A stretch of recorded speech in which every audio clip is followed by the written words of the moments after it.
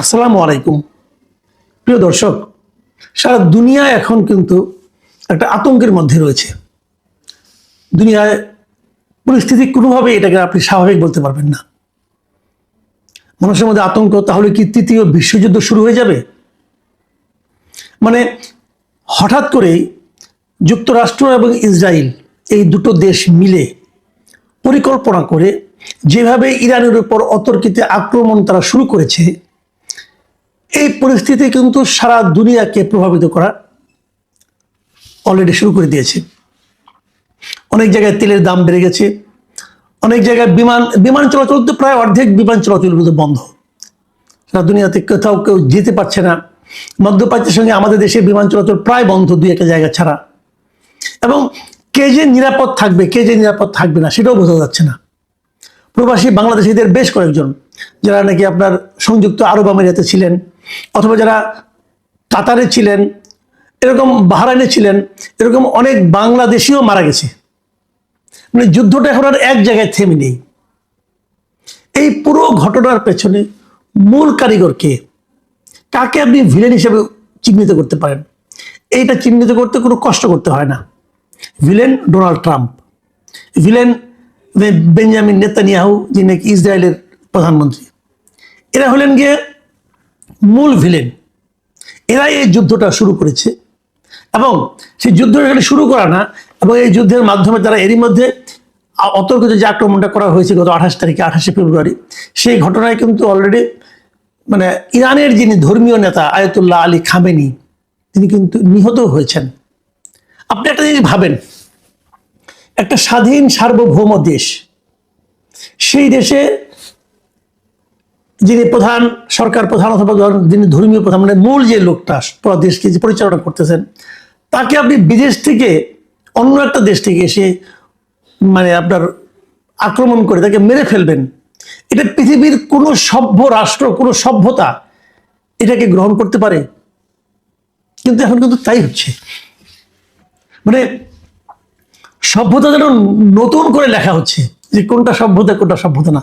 ভেবে দেখুন একবার, এই যুদ্ধে এরই মধ্যে যুক্তরাজ্য, ব্রিটেন, যা নাকি পৃথিবীতে প্রথম সভ্যতার কথা সারা দুনিয়ায় বলে বেড়ায়, তারা কিন্তু অলরেডি যুক্তরাষ্ট্রের সঙ্গে যুক্ত হয়ে গেছে। তারা যুক্তরাষ্ট্রকে সাহায্য করবে। মানে যিনি আক্রমণকারী, কোনো রকম প্রভোকেশন ছাড়া, কোনো ধরনের উস্কানি ছাড়াই যারা অন্য একটা দেশে আক্রমণ করে, সেই দেশের প্রেসিডেন্টকে অথবা সেই দেশের মূল যে সরকার প্রধান, যার কথা অনুযায়ী দেশ চলে, তাকে আপনি হত্যা করেন এবং বুক ফুলিয়ে সেটা আবার ঘোষণা করেন, তাকে এখন ব্রিটেন সাপোর্ট করছে। তো দুদিন পরে দেখবেন এরাই আবার আমাকে আপনাকে আসবে, জ্ঞান দিতে আসবে, সভ্যতা শেখাতে আসবে, বলবে যে সভ্যতা কাকে বলে, সিভিলাইজেশন কাকে বলে, আমাদের শিখাবে তারা। মানে কোথায় আপনি মানুষের নৈতিকতা, মানুষের মানবিকতা কোথায় আছে? যুক্তরাষ্ট্রকে আপনি যদি দুর্বৃত্ত বলেন, যে একটা দুর্বৃত্ত রাষ্ট্র, তাও কম বলা হবে। ওদের যে মন মানসিকতা, কয়েকদিন আগে দেখলাম ভেনেজুয়েলার প্রেসিডেন্টকে তার বেডরুম থেকে তুলে নিয়ে গেল যুক্তরাষ্ট্র। তার নাকি বিচার করবে? ভাবেন একবার, কার বিচার কে করে? অন্যের অনেক সমস্যা থাকতে পারে, পৃথিবীর কোন রাষ্ট্রের সমস্যা নেই বলুন? ইরানের সমস্যা থাকতেই পারে, ইরানের অভ্যন্তরীণভাবে নানা রকম আন্দোলন চলতেই পারে, কিন্তু সেই চলার জন্য তার বিচারের দায়িত্ব কি যুক্তরাষ্ট্রকে দেওয়া হয়েছে? অথবা ইরানের জনগণ, তারা কি ট্রাম্পের কাছে আবেদন করেছিল যে আমরা খুব কষ্টে আছি, আপনি এসে আমাদেরকে উদ্ধার করেন? দেখেন, শনিবার দিন আক্রমণ হয়েছে, এবং ট্রাম্প শনিবার দিন ভোরে সে আবার মানে বুক ফুলিয়ে কথাও বলে সে কি বলেছে? সে বলেছে যে এই অভিযানটির লক্ষ্য ছিল তেহরানকে পারমাণবিক অস্ত্র অর্জন থেকে বিরত রাখা এবং ইরানি শাসনের আসন্ন হুমকি নির্মূল করা। একটা উদ্দেশ্য ছিল। আরেকটা লক্ষ্য ছিল কি, যে শাসন পরিবর্তনও এই হামলার লক্ষ্যগুলোর একটি। মানে ইরানের শাসন ক্ষমতায় তারা একটা পরিবর্তন চায়। তো ইরানের শাসন ক্ষমতা কে থাকবে না থাকবে, এটা নির্ধারণ করার দায়িত্ব হলো ইরানের জনগণের। আপনি কে?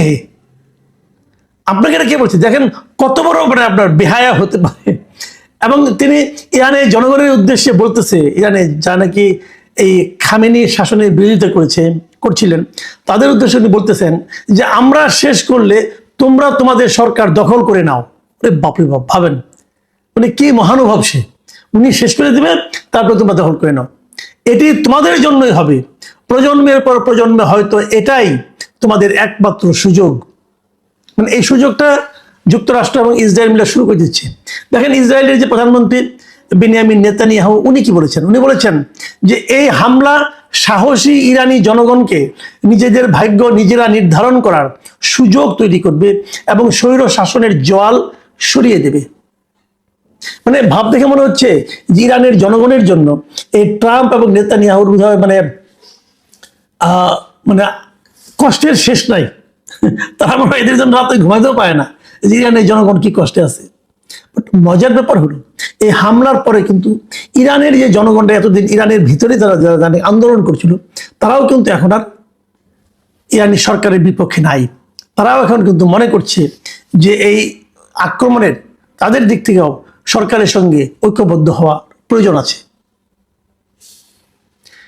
কতগুলি প্রভাব কিন্তু এর মধ্যে দেখা যাচ্ছে যার মাধ্যমে আমরা হয়তো ক্ষতিগ্রস্ত হব। তার আগে আমি আরেকটা কথা বলে নিই, সেটা হলো এই যে আমেরিকা ইরানকে আক্রমণ করলো, সেটা আইনগত কিছু আইন তো দুনিয়াতে আছে না, যেমন জাতিসংঘের কিছু আইন আছে। এটা কি ট্রাম্প অথবা ইসরায়েল কি এভাবে আক্রমণ করতে পারে? দেখেন জাতিসংঘ সনদ যেটা সারা দুনিয়াতে একটা আছে আর কি জাতিসংঘের, যদিও এটা খুব মানে টানে না, কিন্তু একটা আছে তো চক্ররাজ্যের খাতিরে তারা একটা করেছে। সেখানে কিন্তু বলা হয়েছে স্পষ্ট করে যে কেবলমাত্র দুইটা ক্ষেত্রে একটা দেশ আরেকটা দেশের উপর আক্রমণ করতে পারে, দুইটা কারণে। কোন দুইটা কারণ? এক নম্বর কারণ হলো যদি জাতিসংঘের নিরাপত্তা পরিষদ আপনাকে আক্রমণ করার জন্য অনুমতি দেয়, যেটা সাধারণত কখনোই দেওয়া হয় না। আর দ্বিতীয়টা হলো যদি কোনো একটা রাষ্ট্র আপনাকে আক্রমণ করে, তখন আত্মরক্ষার খাতিরে আপনি কিন্তু তাদেরকে আক্রমণ করতে পারেন। তার মানে এবার যুক্তরাষ্ট্র এবং ইসরায়েল যে আক্রমণ করেছে ইরানকে, ইরান যে আক্রমণটা করছে এই আক্রমণটা বৈধ, কিন্তু ওদেরটা হলো অন্যায়, ওদেরটা হলো বেআইনি, ওদেরটা হলো অবৈধ। কারণ ইরান আত্মরক্ষার জন্য আন্দোলন করছে এবং ওরা যে আক্রমণ করেছে এটা তারা তো নিজেরা বুক ফুলিয়ে বলছে অমুককে মেরে ফেলেছে তমুককে মেরে ফেলেছে, কাজেই ওইটা হলো অবৈধ। আর ইরান যেটা করছে এখন এটা হলো বৈধ। কিন্তু রেজাল্টটা কি হবে শেষ পর্যন্ত, এটা হলো মূল কথা। এই রেজাল্ট খারাপ হবে সবার জন্যই। যেমন ধরেন সারা দুনিয়াতে যে তেল যেটা আসে, তেলের সরবরাহ আসে, হরমুজ প্রণালী নামে একটা প্রণালী, মানে একটা সমুদ্রের একটা চিকন একটা শর্টকাট রাস্তা যেটাকে আমরা বলি, সে একটা শর্টকাট রাস্তা আছে যে রাস্তা দিয়ে আসলে পরে মানে তাদের কয়েকদিন প্রায় মানে আপনার মানে পথটা অনেক ছোট হয়ে যায়। ছোট হয়ে গেলে পরে জাহাজের মানে খরচ কমে যায় এবং তেল নিয়ে আসলে পরে অনেক খরচটা কমে যায়। এমন যে ধরে না পেট্রোল উদাহরণ দিয়ে বলি, এখন যেমন তেলের ব্যারেল আছে $80 ধরা যাক, যদি হরমুজ প্রণালীকে অ্যাভয়েড করে যদি ঘুর পথে আসে তাহলে সেটার দাম বেড়ে হয়ে যাবে প্রায় $120 $130 মতো। তার মানে 50% দাম বেড়ে যাবে। কিন্তু এই হরমুজ প্রণালীটা ইরানের মানে সমুদ্র সীমার মধ্যে পড়েছে এবং ইরান সেটাকে অলরেডি ক্লোজ করে দিয়েছে এই যুদ্ধ শুরু হওয়ার পর। এখন বন্ধ করে দেওয়ার কারণে কি হচ্ছে, তেলের দামের উপর প্রভাব পড়বে, তেল সরবরাহের বিঘ্ন ঘটবে। সারা দুনিয়ায় যে তেলগুলো আসে সেগুলো আমাদের দেশেও আমরাও সেই ঝামেলা পড়ব। ইরান কিন্তু এরই মধ্যে তাদের পাল্টা আক্রমণ চালু রেখেছে। ইরানের কাছ থেকে যারা তেল নেয় তারাও যে ইরানকে খুব একটা প্রকাশ্যে সহায়তা করছে তাও না। যেমন চীন তেল নেয়, ভারত নেয়, এরা খুব একটা সাহায্য করছে বলে মনে হচ্ছে না এখন পর্যন্ত। কিন্তু আগামী দিনগুলিতে কি হবে? কিন্তু ইরানের স্ট্র্যাটেজিটা, ইরান যে পাল্টা আক্রমণ করছে, ইরানের স্ট্র্যাটেজিটা বড় পিকুলিয়ার, মানে একটু নতুন ধরনের আক্রমণ তারা করছে। তারা বলছে আমেরিকা তো অনেক দূরে, কিন্তু আমেরিকার যে ঘাঁটিগুলো তার আশপাশের দেশে আছে, যেমন ইউএই সংযুক্ত আরব আমিরাত অথবা বাহরাইন অথবা কাতার যে দেশগুলোতে আছে, ওমান, তারা কিন্তু এই সমস্ত দেশে যে ঘাঁটিগুলো আছে, বেসগুলো আছে আমেরিকার, তারা সেগুলোতে অ্যাটাক করেছে।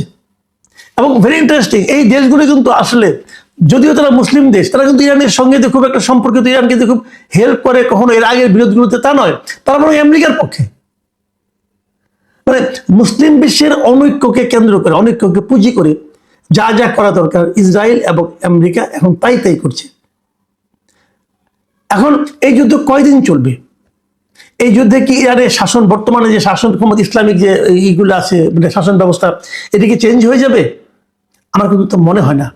কারণ তাদের সর্বোচ্চ নেতার মৃত্যুর পরেও তারা কিন্তু মানে ভেঙে পড়েনি, তাদের শাসন ব্যবস্থায় কোনো ধরনের চিট ধরেছে বলে মনে হয় না। বরঞ্চ তারা নতুন নেতা নির্বাচন করে ফেলবে খুব শিগগিরই। তার হাতে বলে আরো কি হবে কে জানে।